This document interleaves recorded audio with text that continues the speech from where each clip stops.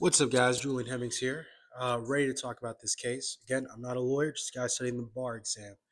Look, this is what I'm hearing so far from the Kid Cudi testimony. I'm going to show you guys a video, have a reaction, but just want to give you guys some of my thoughts. Kid Cudi talked about a very uncomfortable situation where Puff Daddy Sean Combs entered into his home when he discovered that him and Cassie were intimate.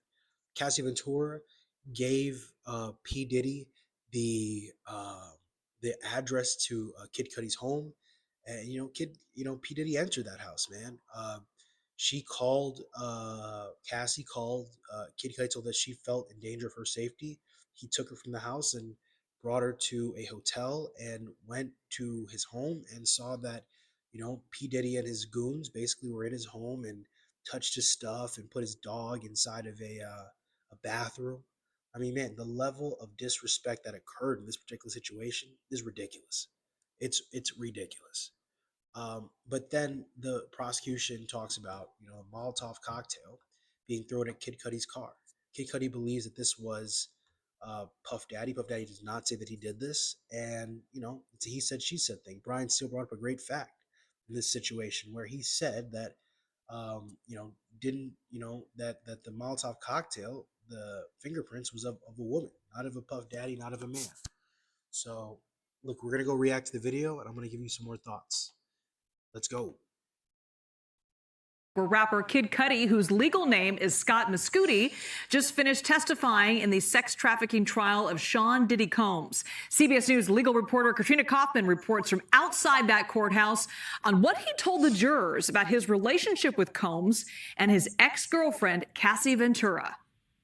Rapper Kid Cudi testified today about two incidents that he alleges involved Sean Combs. One was a break-in that happened at his house. This was right after Cassie Ventura said that Combs had found out she and Kid Cudi were seeing each other. There was later an incident where his car caught on fire. A Molotov cocktail was thrown into his Porsche.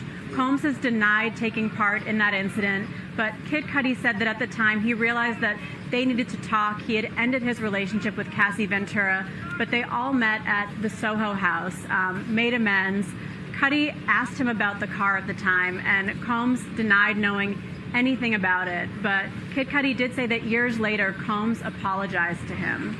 We also heard from a former personal assistant of Combs, George Kaplan, who did not want to take the stand today. He made that clear to the jury. He said that he likes Combs and only came because he was subpoenaed. But he left his employment with Combs Enterprise after seeing a couple violent incidents, one involving Cassie Ventura on Combs' private jet, and another where he said Combs was throwing green apples at another girlfriend, Gina. He said that he just didn't feel that he could be around this type of violence and decided that was the last straw, and he had to leave a job that at the time he said was the most incredible experience he'd ever had. We're also hearing from a former makeup artist to Sean Combs and Cassie Ventura today, who has also publicly said that... That's sad, man, but the truth is the truth, and it's important to express that. Look, man, this guy was clearly violent. Clearly. And him saying, I didn't even know he said sorry about the situation, just kind of shows that, he probably did that. I mean, it's crazy. Let's check out another clip. You mute this and talk a bit. Yeah, man, this guy was super violent. I mean, it's kind of shocking. Man. To react some more. Kid Cudi, who offered dramatic testimony in the Sean Diddy Combs trial, portraying the mogul who denies all charges as angry, vengeful, and looking like a Marvel supervillain. Day 9 of testimony in the trial of Sean Diddy Combs. What are you expecting today? And today, a Grammy-winning artist took the witness stand.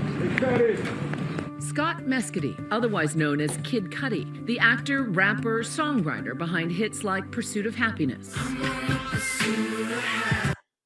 Love that song. And Day and Night. Day and night, I toss and turn. taking the stand to testify about what the prosecution claims are criminal actions committed by Combs during Mescady's brief relationship with Cassie Ventura in 2011, during an apparent breakup between Cassie and Combs. Kid Cudi had dated Cassie Ventura, and she testified that it made Sean Combs jealous and angry. Mescady testifying about an alleged break-in at his house That's a disrespectful picture. in 2011, which he says was Combs showing up when he wasn't home. Mescady testifying that he had a tense phone call with Combs, where Combs insinuates he was at Mescady's home. I said, expletive, you in my house? And he was like, what's up? I was like, expletive, are you in my house? And he said, I just want to talk to you. That dude said, you in my house? He said, what's up? Bros, breaking and entering is just mad chill. I was like, I'm on my way over right now. He was like, I'm here. When he arrived, Combs was not there. But he said Christmas presents he had bought for members of his family were unwrapped, torn open, and his dog was locked in the bathroom. Mescady says he later called police, who took a report. But the headline moment of this testimony, Mescady describing an alleged 2012 incident where his Porsche 911 convertible had been set on fire. It looks like the top of my Porsche was cut open, and that's where they inserted the Molotov cocktail, Mescady testified. Arson is part of the racketeering conspiracy count Combs faces. Cassie Ventura previously testified that Combs threatened to have Kid Cudi's car blown up. Kid Cudi's car fire has been talked about for years, but it's significant now because federal prosecutors are trying to convince the jury that Sean Combs used arson as part of a criminal enterprise. That's one of the predicate acts of the racket. Wow.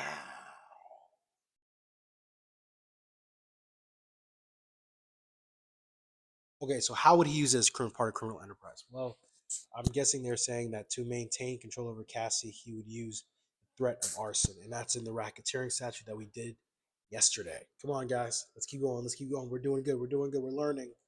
Racketeering conspiracy charge. Combs denies it. Combs denies all the charges against him. Shortly after that alleged incident, Mescady says he and Combs met at the Soho House in Los Angeles. He said he remembered walking into a room with all sorts of glass windows and Sean Combs staring out the window, his hands behind his back, looking like what Kid Cudi called a Marvel supervillain. That earned something of a chuckle inside the courtroom. But he said Combs' demeanor was very calm. Mescady said he told Combs that Cassie told him she and Combs were broken up. When the meeting ended, he says, we stood up, shook hands, and as I was shaking his hand, I said, what are we going to do about my car? He looked right back at me, very cold stare, and said, I don't know what you're talking about. And remember, Cassie Ventura had sent her mom an email just before Christmas in 2011 saying that Combs had threatened to harm both her and Scott Mescudi. Mescady testified that Combs basically apologized for everything without admitting any involvement in the firebombing a couple of years later, and that Mescady had made peace with it. After his testimony, Kid Cudi posting to his Instagram stories. And I've been seeing all the love and support, and I just want to say thank you so much, man. This is a stressful situation. I'm glad it's behind me. For more on this story, watch Impact by... Oof, rough one. Where do you guys stand on this one? I still think there's a lot of room to prove many things. And, we just got to keep going. We got to keep learning, got to keep expanding ourselves and staying focused and knowing that, this is a tough case. Wherever the jury goes on this, we got to respect them, man, because this is a very challenging case.